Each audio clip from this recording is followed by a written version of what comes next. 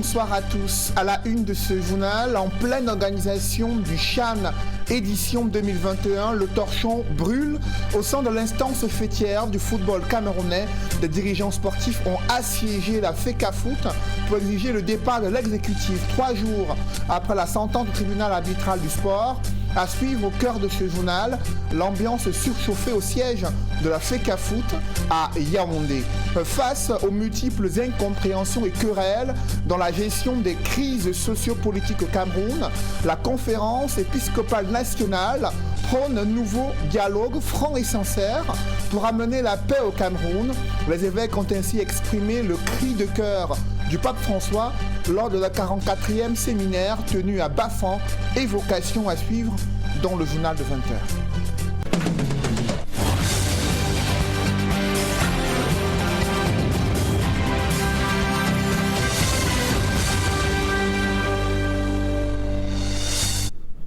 Merci de suivre cette édition complète de l'information sur Equinox Télévision.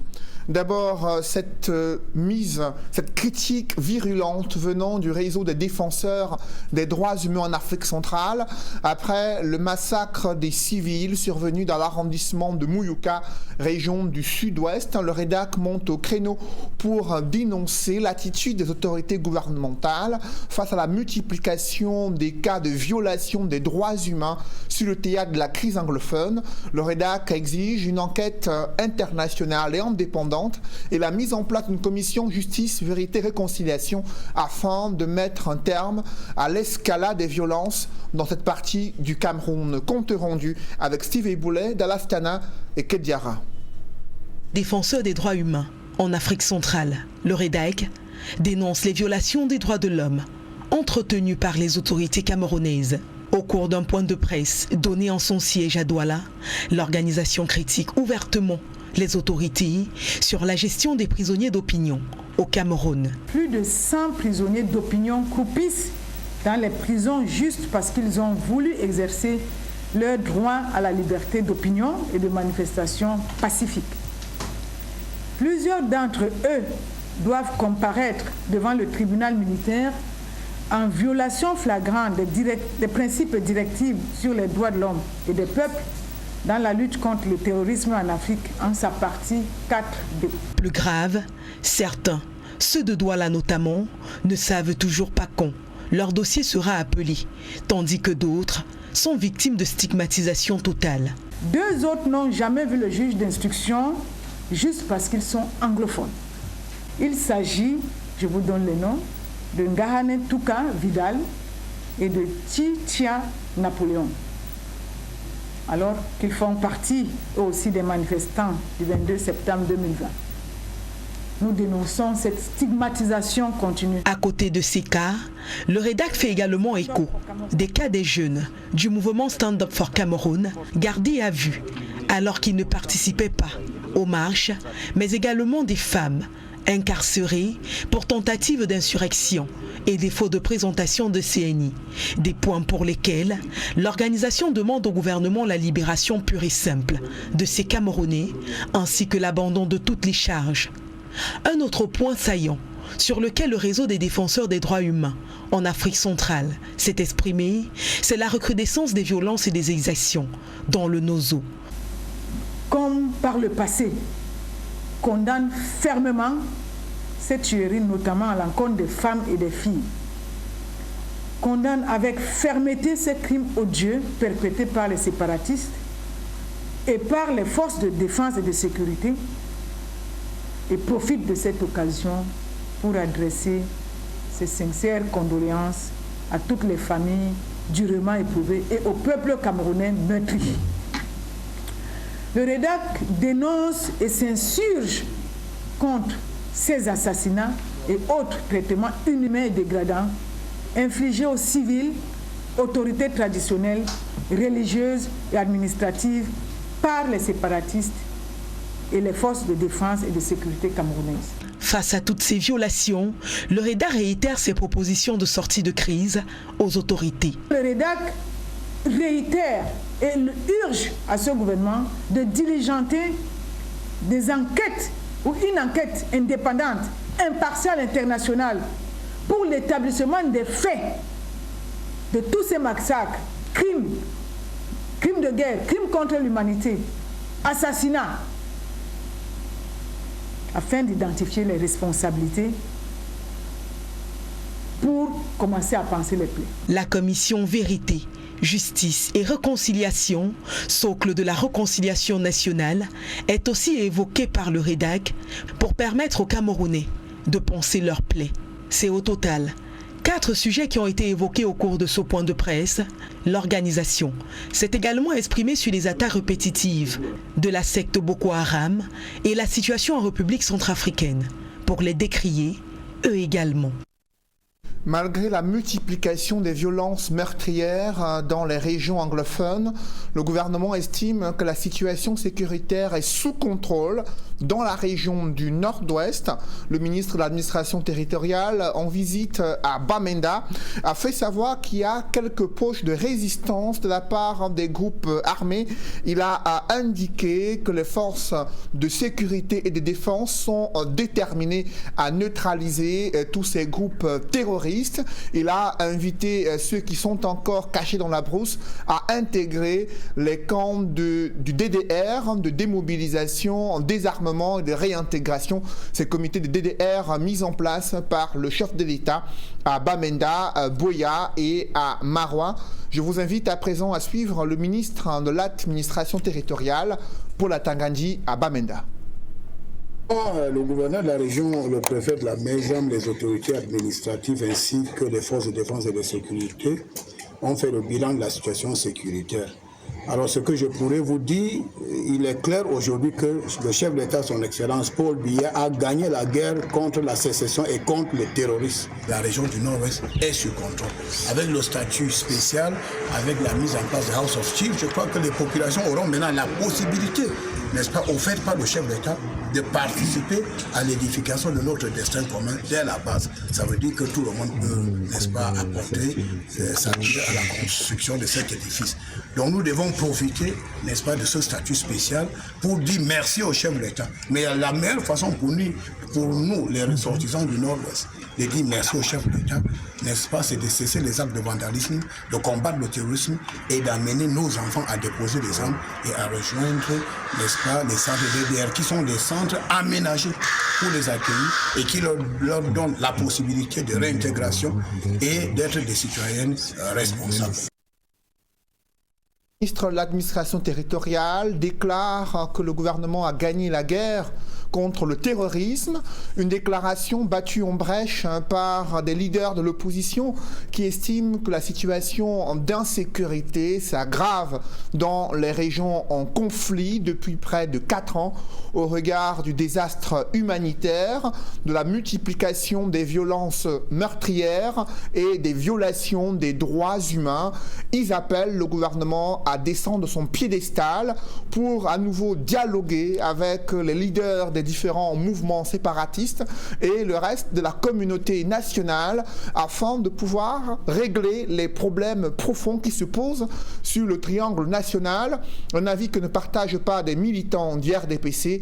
Ils privilégient l'option militaire et encouragent le gouvernement dans sa démarche. Regard croisé de la classe politique sur la situation dans le nord-ouest et le sud-ouest, c'est avec Flavien Valondongo. Le nombre de personnes déjà tuées, civiles comme militaires, dans la crise anglophone ne cesse de susciter des réactions diverses. C'est dommage que les civils, les innocents camerounais continuent de payer le fort prix. C'est la mauvaise volonté politique. Si le régime de Biya veut mettre fin à cette crise, 100 jours c'est suffisant, c'est même trop. Le sang a déjà assez coulé et il est temps qu'on mette fin. La récente tuerie de Moto dans le Fako, région du sud-ouest, motive non seulement une enquête indépendante, mais également une sortie de la communauté internationale, désormais courroucée contre la série d'assassinats dans les régions du nord-ouest et du sud-ouest. Le massacre de Maoto, c'est un massacre de trop. Et ne vous attendez pas à ce que l'armée reconnaisse qu'ils ont massacré des civils. En Garbou, ils ont nié. Il a fallu une enquête pour remettre en cause la responsabilité de l'armée. Le parti au pouvoir pense que l'opposition fait dans la désinformation et soutient que des efforts sont menés par le régime en place qui cherche activement la solution à la crise. À la fin, c'est honteux parce que ça ressemble à la manipulation de l'information. Et c'est triste pour certains partis. Un État qui est attaqué par des terroristes, alors il appartient à cette armée de déposer les armes. Et puis allons plus loin. Moi, je condamne cela. Dans cette mouvance de la recherche de la solution, des experts des questions économiques s'accordent à dire que la politisation de la crise anglophone constitue un frein à l'épanouissement des populations des régions anglophones. Et je pense que ce qui nous tue dans cette histoire, c'est que on a trop mis de politique dans ça. C'est-à-dire que les uns et les autres sont dans des postures de compétition électorale. On ne peut pas perdre la face devant le monde. Parce que la finalité de l'État, dans le sens du contrat social, c'est le bien-être de sa population. Et le bien-être commence par la sécurité. Et c'est cette absence de sécurité qui fait problème dans les régions en crise. Par ailleurs, les exigences de la communauté internationale restent démises. Des exigences qui sonnent comme une sorte de pression sur les décideurs camerounais. Face à l'enlisement de la crise dans le nord-ouest et le sud-ouest, la multiplication des querelles et incompréhension dans la gestion de ces crises sociopolitiques, la conférence épiscopale nationale prône un nouveau dialogue franc et sincère, la mise en place d'une véritable amitié sociale, une véritable fraternité entre les Camerounais afin de ramener la paix dans ces régions en guerre depuis près de 4 ans. Ils ont ainsi exprimé, les évêques, le cri de cœur du pape François. C'était lors du 44e séminaire de la conférence épiscopale nationale qui s'est tenu au diocèse de Bafang, dans le département du Honkam, région de l'Ouest. Des précisions avec Andy Gagnou et Jean-Paul Chouniat.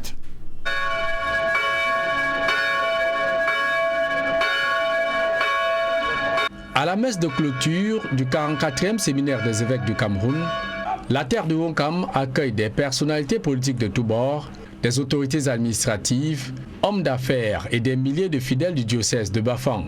Et parmi tous ces autres de marque, le ministre d'État secrétaire général à la présidence de la République, Ferdinand Gongo, représentant le chef de l'État Paul Biya, et Monseigneur Julio Murat, nonce apostolique au Cameroun et en Guinée équatoriale. Devant ce parterre d'invités et de fidèles, le président de l'épiscopat camerounais met sur la table le message du pape François dans son encyclique sur le sens de la fraternité et l'amitié sociale. La fraternité et l'amitié sociale, voilà une expression que les évêques du Cameroun voudraient répercuter avec force pour englober et dépasser le vivre ensemble tant souhaité dans notre pays. En ce moment où plusieurs crises sociopolitiques secouent notre pays, notamment les velléités sécessionnistes au conflit armé dans les 2 régions anglophones, les attentats terroristes de Boko Haram à l'extrême nord Cameroun, le pape François, dans son encyclique Fratelli Tutti, nous sommes tous des frères, exhorte tous les Camerounais, gouvernants et gouvernés, à un dialogue franc, gage d'un retour à une paix tant recherchée. Dans une société pluraliste, le dialogue est le chemin le plus adéquat pour parvenir à reconnaître ce qui doit être toujours affirmé et respecté au-delà du consensus de circonstances. Et comme principal moyen pour y parvenir, Monseigneur Abraham Comé recommande à tous de s'inspirer du modèle de recherche de solutions aux querelles entre frères et sœurs de la même cellule familiale. Les querelles de famille donnent lieu par la suite à des réconciliations. Si nous pouvions réussir à voir l'adversaire politique ou le voisin de maison du même œil que nos enfants, nos épouses, époux, nos pères ou nos mères, que ce serait bien. Pour l'épiscopat camerounais réuni dans le Honkam, le tribalisme, le repli identitaire sont donc à combat à travers la dernière énergie. Le moment étant venu de se regarder désormais en frères et sœurs, partageant des valeurs humaines, devant concourir à l'harmonie et la paix au Cameroun, dans tous les pays en crise dans le monde. Le sens de la fraternité éternelle et une amitié sociale durable est à ce prix-là, conclut Monseigneur Abraham Comé sur l'adresse du pape François aux hommes de la terre. À présent, je vous propose de suivre le président de la conférence épiscopale nationale du Cameroun. Monseigneur Abraham Comé revient sur la quintessence des échanges entre évêques durant ce séminaire. Dans le cadre de ce séminaire, les évêques ont questionné leur marche vers l'avenir. Dans ce désir de progresser, nous sommes restés profondément conscients de ce que pour qu'un édifice s'élève, il a besoin d'un sol. Partant de cet élément du bon sens, nous nous sommes interdits un progrès rêvé en termes de rupture avec le passé ou de table rase, parce qu'une telle perspective pourrait dériver en une décadence.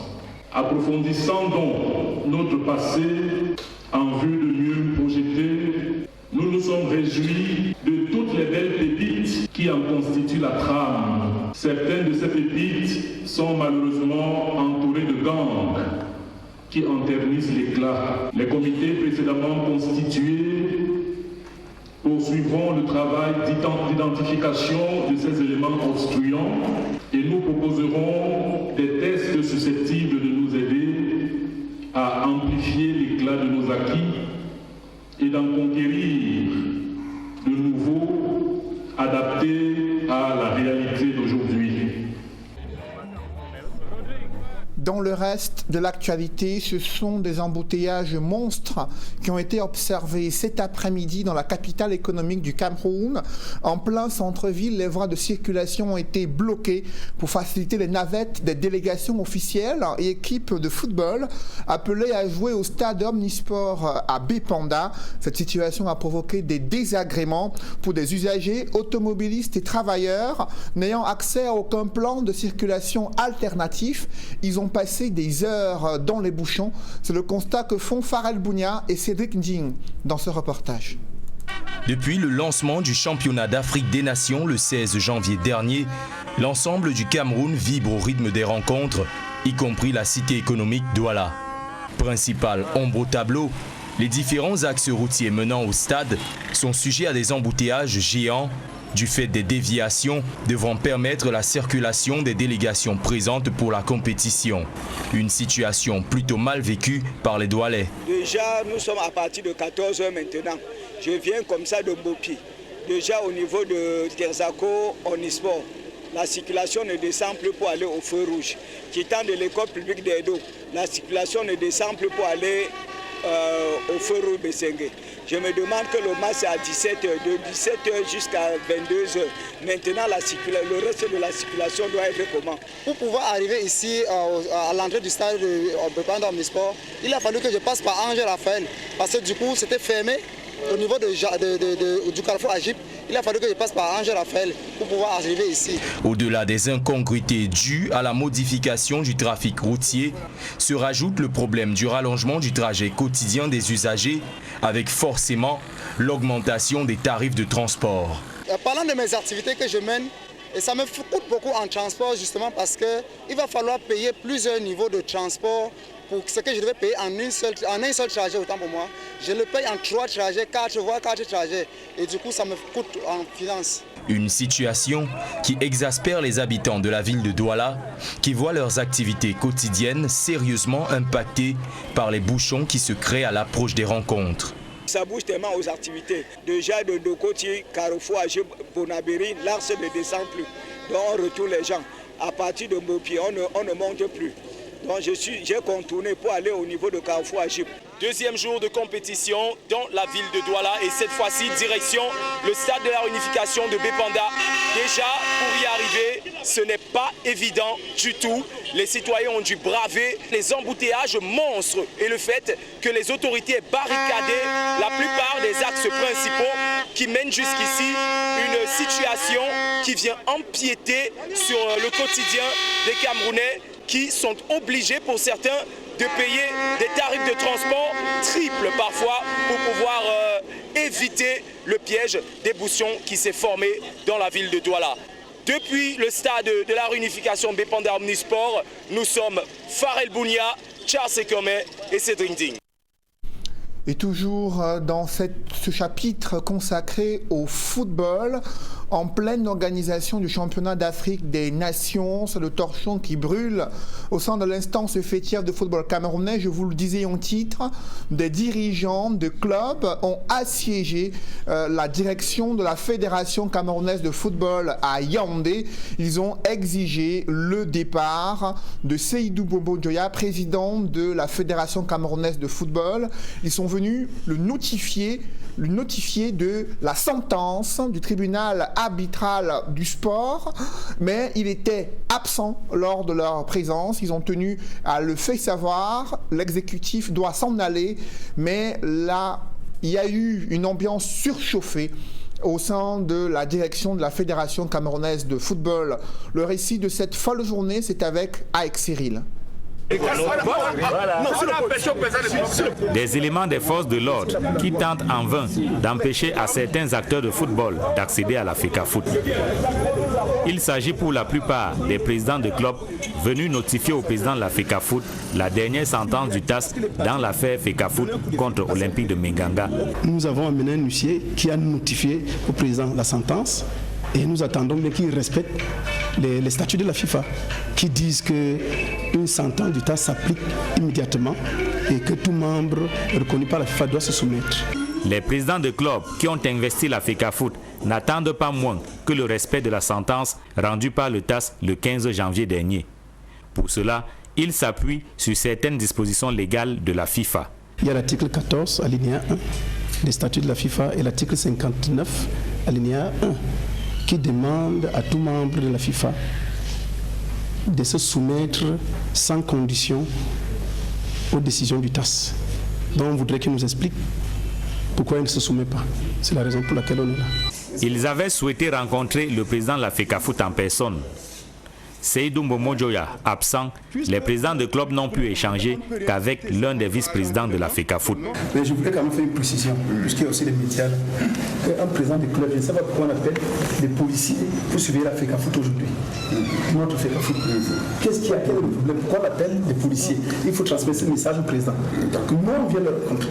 Si demain il y a des policiers, ça ne sera plus la même chose. Parce qu'on ne peut pas comprendre que nous venons à la fédération, nous avons élu des gens, nous venons les rencontrer, et même les policiers pour nous contrôler. Les policiers sont souvent là. Non, moi j'habite Yaoundé, président. Non, moi j'habite Yaoundé. Tout compte fait, à la Fédération camerounaise de football, l'on a une autre lecture de la sentence du TAS. Vous savez que la sentence a bien indiqué qu'il y a d'un côté l'annulation de l'élection, mais qu'il y a aussi le principe de continuité du service qui a donc été confirmé par la Fédération internationale de football association qui a déclaré, je vais le dire comme ça, une période intérimaire à la Fédération camerounaise de football assurée par l'exécutif qui était déjà en poste avec tous les autres organes.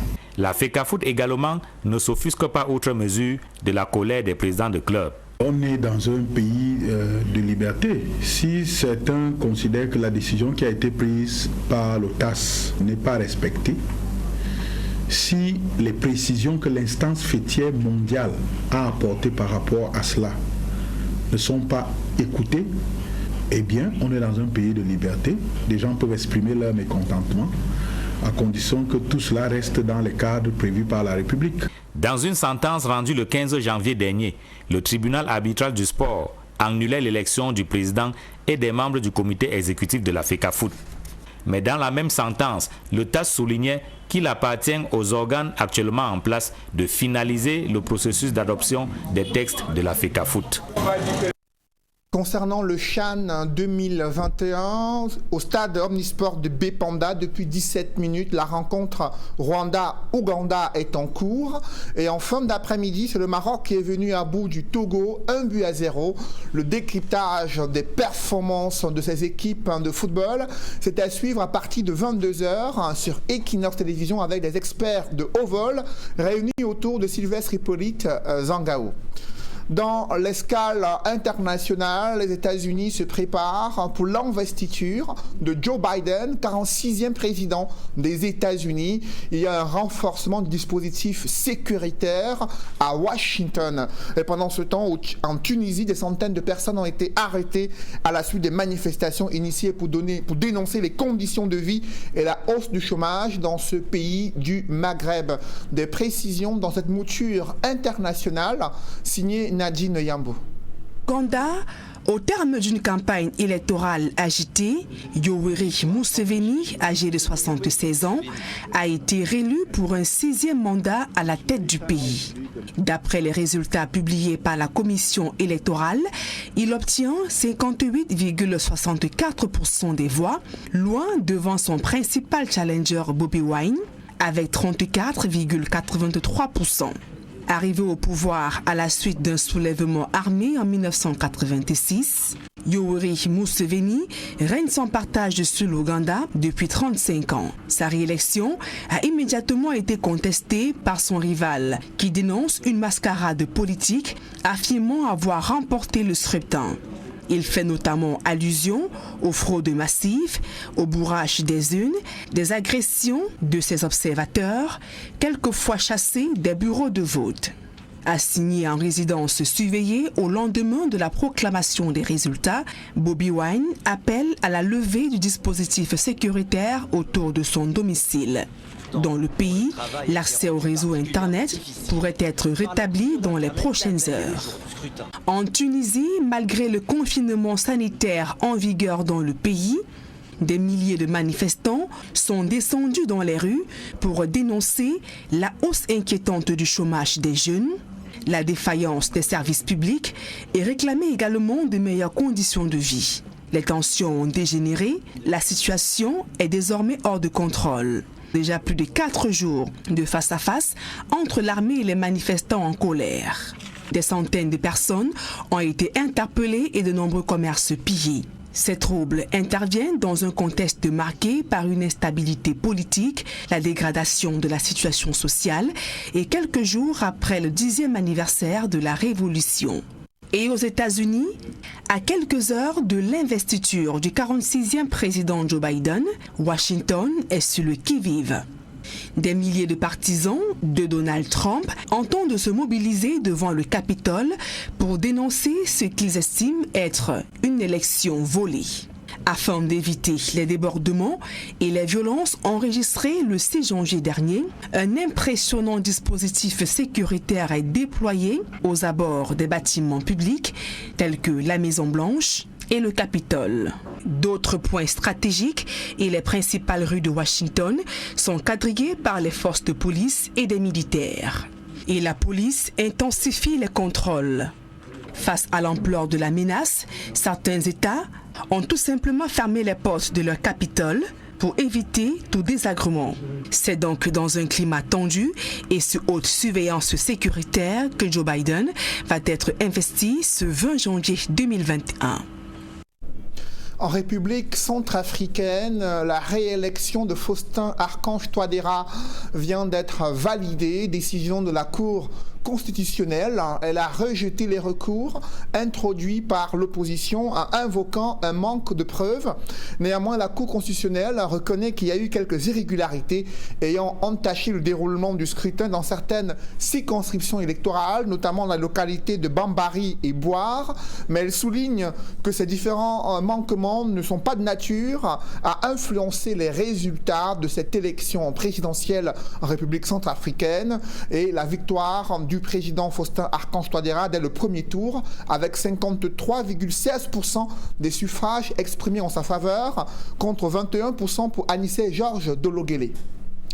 Mesdames, Messieurs, c'est la fin de ce journal. Merci de l'avoir suivi. Juste après cette édition de 20h, retrouvez Serge Alain Autou et ses invités pour le débrief du journal sur le plateau d'Equinox Soir. Serge Alain. 3 jours après la sentence arbitrale, des présidents de club sautent sur Tinga. vous les avez vus verts de colère, exigeant le départ de l'exécutif de la Fédération camerounaise de football, estimant, selon eux, selon leur interprétation, que la décision du TAS est claire, l'élection du comité exécutif a été annulée, dès lors, ils doivent céder leur fauteuil à d'autres instances qui vont assurer la transition jusqu'à un nouveau processus électoral, mais ils n'ont pas pu rencontrer le président Seydou Mbombo Njoya. Ils comptent bien revenir demain et ils mettent en garde la FECAFOOT. Si les forces de l'ordre sont mobilisées, il risque d'y avoir du grabuge demain à la Fédération camerounaise de football. C'est Jalan. Ah, c'est-à-dire que vous dites qu'il compte revenir demain. C'est ce qu'ils ont indiqué. Le président Mbombo Njoya sera là demain. Qu'il sera là autour de 17h. Okay. Et ils ont insisté sur le fait que l'une des fois précédentes, il y a eu la mobilisation des forces de l'ordre et malgré ce dispositif, ils comptent bel et bien le notifier de la sentence du TAS et comprendre pourquoi il est encore à l'instance fêtière du football camerounais. Je crois que Aïe Cyril de notre desk de Yaoundé sera là également pour suivre cette rencontre entre le président Mbombo Njoya et Seydou Mbombo Njoya et les présidents de club. Bonne soirée à vous Cédric. Bonne soirée à vous Serge Alain. Rendez-vous demain. 20h.